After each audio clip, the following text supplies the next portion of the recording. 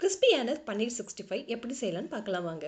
இங்கே நான் ஒரு 200 கிராம் அளவுக்கு பன்னீர் எடுத்து வச்சிருக்கேன். இந்த பன்னீரை சின்ன சின்ன கியூபாக கட் பண்ணி எடுத்துக்கிறேன். 1 டீஸ்பூன் அளவுக்கு இஞ்சி பூண்டு பேஸ்ட், 1 டீஸ்பூன் அளவுக்கு காஷ்மீர் மிளகாய் தூள் சேர்த்துருக்கேன். 1/4 டீஸ்பூன் அளவுக்கு கரம் மசாலா, 2 டீஸ்பூன் அளவுக்கு கடலை மாவு, 1 டீஸ்பூன் அளவுக்கு அரிசி மாவு, 1 டீஸ்பூன் அளவுக்கு மிளகுத்தூள், 1 டேபிள் ஸ்பூன் அளவுக்கு கெட்டியான தயிர் எடுத்திருக்கேன். இப்போ தேவையான அளவுக்கு உப்பு சேர்த்து நல்லா கலந்து விட்டுக்கலாம். இது ஒரு 5லேருந்து 10 நிமிஷம் பன்னீர் எல்லாமே மசாலாவை அப்சர்வ் பண்ணுற அளவுக்கு விட்டுருங்க. இப்போ பேனில் ஆயில் சேர்த்து ஆயில் நல்லா சூடானதுக்கு அப்புறம் இங்கே மசாலா கலந்து வச்சிருக்க பன்னீரை சூடான ஆயிலில் சேர்த்து பொரிச்சு எடுத்துக்கலாம். பன்னீர் சீக்கிரமாகவே வெந்துடும், ரொம்ப நேரம் வேக வைக்கணும்னு அவசியம் இல்லை. இப்போ இதை திருப்பி போட்டு வேக வச்சு எடுத்துக்கலாம். இங்கே நான் எல்லா பன்னீரையும் பொரிச்சு எடுத்துக்கிறேன். இப்போ கிறிஸ்பியான பன்னீர் 65 ரெடி.